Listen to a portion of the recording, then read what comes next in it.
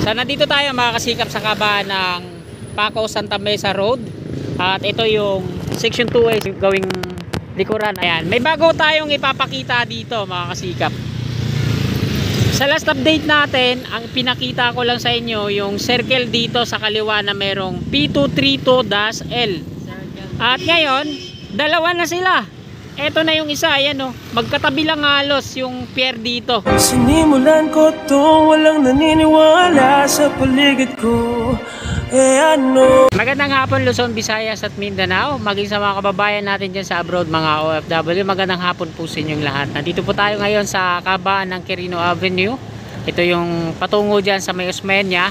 At eto, mag-update po tayo dito sa toll. Dito sa kabaan ng Quirino Avenue to Top Roas Boulevard. So ngayon po ay araw ng Linggo, ika-3 na po ng Marso, taong 2024. At ika-6 na po ng gabi. So ito po yung latest na update ngayon dito sa on-ramp at off-ramp. So dito sa kaliwa natin, yan, mayroon ng signage, no? Nakalagay dyan, Entry Skyway, Nagtahan, Quezon Avenue, Balintawak at NLEX. Ito yun yung entry dito sa kanan. Sa kaliwa, sarado pa, exit po yan. Ayan yung mga galing ng south na patungo dito sa Top Roas Boulevard. Dito mag-exit.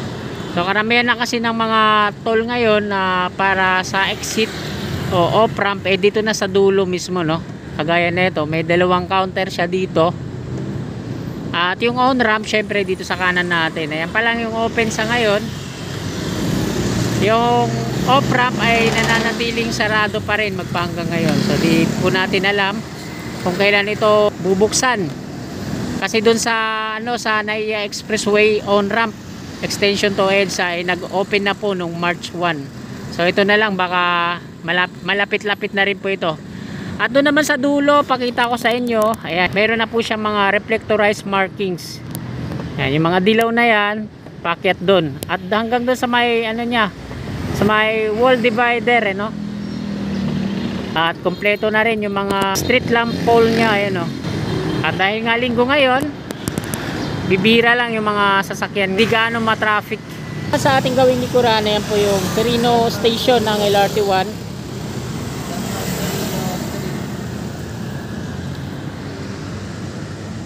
Tapos na po natin kunan ng update dito ngayong araw ng Linggo.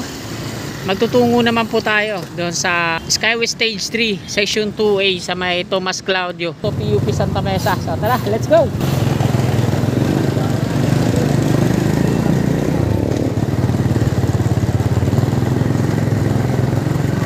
Ito yung on-ramp sa ating gawing kaliwa. So sarado pa rin hanggang ngayon yung off-ramp. Ito yung exit galing dito sa south na mag-exit dito sa kabaan ng Quirino Avenue to Top Roas Boulevard. At yung extension ay wala pa ang update kung kailan mag-uumpisa. Ito po yun, yung mga bakante sa ating harapan.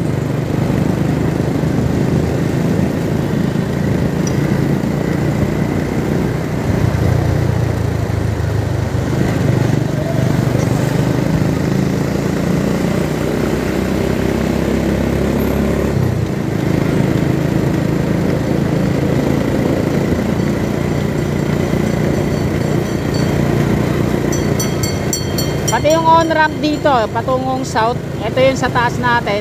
So wala pang construction, wala pang progress. Ayan po yan, oh. Kakanan yan dito sa bakanteng lote. Yan, wala pang progress yung on-ramp. At nandito na tayo sa Quirino Interchange. Ito yung on-ramp sa ating harapan, sa taas. Patungong Osmeña Highway po yan, South Super Highway, no? At dalawa yung off-ramp dito, no? Isa yung patungong Top Roas Boulevard at isa dito yung sa mag-exit dito sa may Pedro Hill Street. Ayan yung toll niya, apat yung counter dyan sa harapan natin. At ito na yung harapan niya, paligid niya, napakalawak na. Nag-clearing na sila dyan.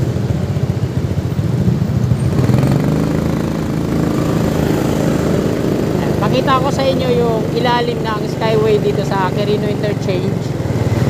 Ayan, napakalawak na po yan. mula doon sa toll patungo dito, no? Ayan. Tanggal na rin dito yung mga bakod nila. Yung mga sasakyan na yan sa kanan, ayan yung mag-e-exit dito sa Pedro Hill Street.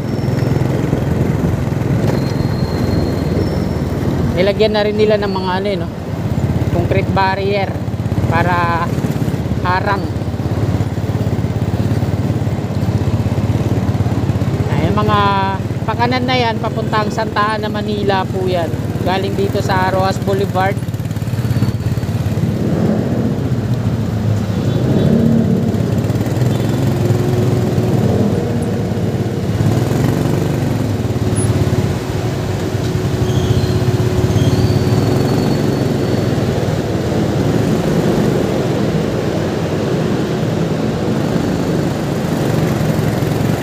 Pedro Hill Street patungong Santa Ana, Manila sa kanan.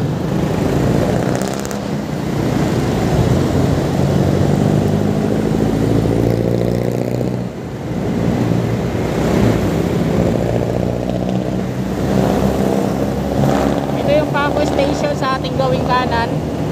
At nandito na tayo sa Plaza Dilaw. Ito naman yung Nagtaan Interchange. At yung extension o ramp patungong UN ay wala pa ring progress hanggang ngayon. Ayan. Pakaliwa po yan dyan patungong UN Avenue, no? At ayan yung viaduct ng off-ramp extension ng Quirino Avenue to UN Avenue naman.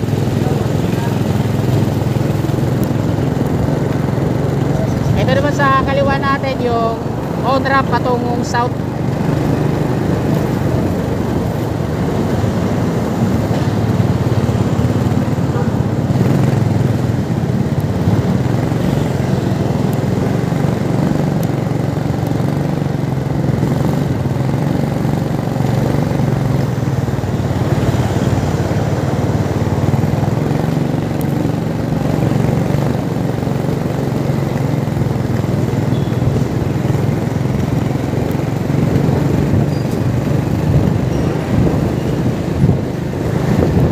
Ito sa kaliwa natin yung Plaza Azul.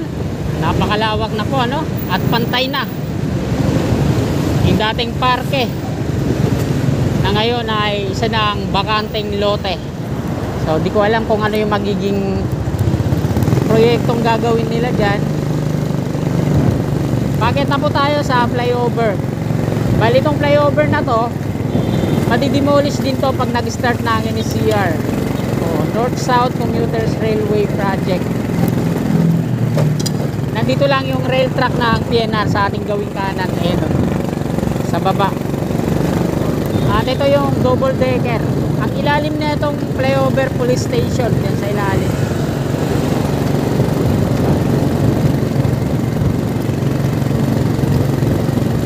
Ganda dito ng ano. Ito yung double decker.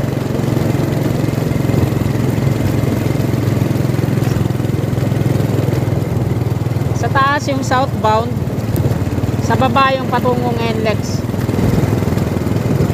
Nakakabukas na rin yung mga street lamp.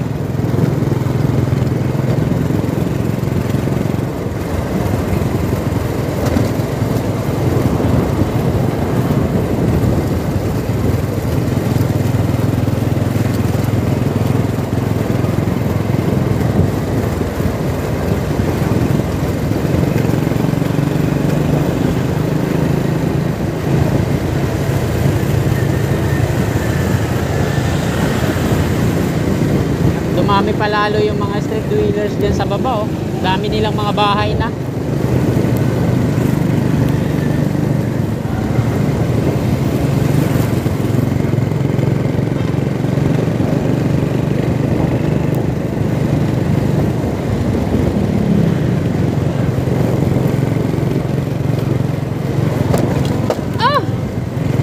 Sabi.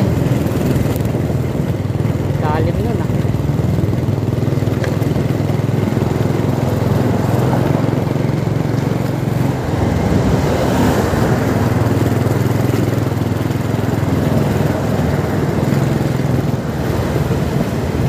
At ito na mga kasikap yung Tomas Claudio.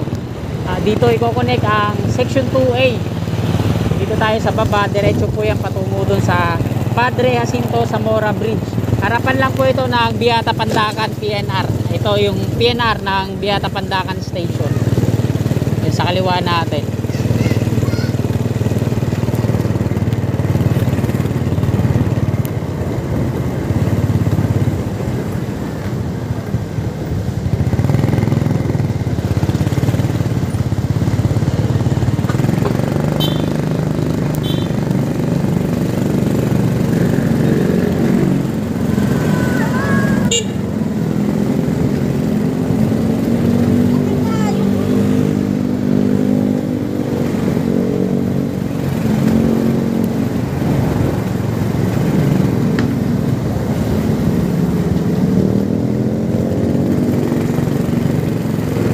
Patawid na po tayo sa Padre Jacinto Zamora Bridge.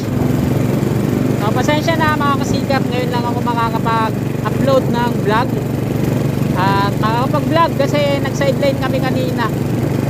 Kakatapos lang namin alas 5:30 ng hapon. Nag-sideline kami. Extra income po dahil wala po kaming pera. Nandito na po tayo sa Padre Jacinto Zamora Bridge. Yan. Ito po yung Pasig River. Tatabayanan po natin yung proyekto ng Parex. Ito yung pole tower ng NGCP. So, pag nag-start ang NSCR ay mare-relocate po yan.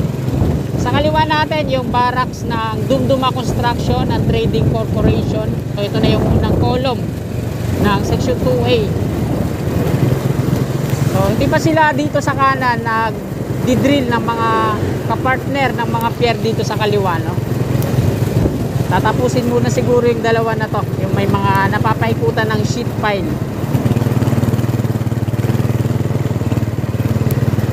Ito yung column dito, no? Ito yung pangatlo. Tanggalan na ng mga platform, mga forma. Pero yung ano niya, yung column niya, yung pier niya kabila nakabalot pa ng gunny bag. So wala akong nakikitang mga empleyado ngayon dito. Ito yung gitnang coping beam niya. So at ito yung una, may platform na rin, ano?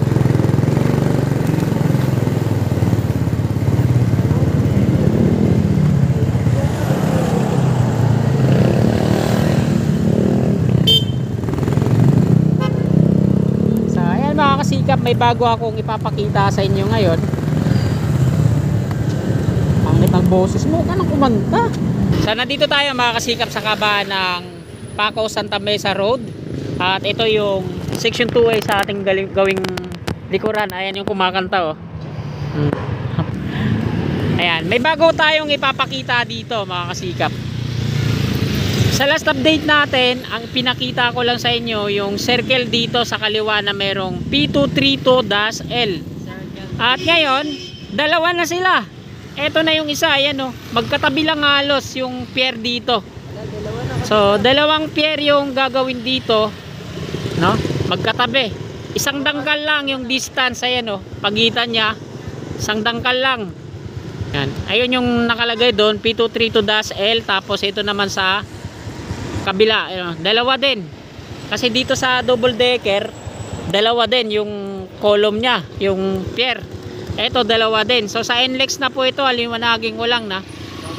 At dyan sa unahan natin, demolish na yung bahay dito sa may kanto. So di ko pa alam kung anong araw ng March di-demolish nila dyan, hilera patungo dun. So ayan na lang yung natitirang kabahayan dito sa may kanto. Ayan, patungo dun, papasok sa kabaan ng B. Francisco, o tinatawag nila yung street na yan Akbay. May Nisagro Film. At ito yung Maui OSS. Maui from Roana. So ayan mga kasikap, hindi na po ako bababa doon, no? At di na tayo kukuha ng update patungo doon. Baka mawalan kami preno. Baka mamaya mapako yung gulong ko, no? At ayan, dito na po nagtatapos tong video na to. Maraming salamat po sa patuloy nyo suporta sa aking munting YouTube channel. Bago nyo po sana lisanin tong video na to mga kasikap, muli akong hihiling na sana palike po. At sa mga kasikap natin na nabot ng video na to na hindi pa po nakakapag-subscribe, tuwiling po kayo na suportahan si kasikap. Yan, i-click lang natin subscribe button dyan sa baba at yung katabi niyang bell.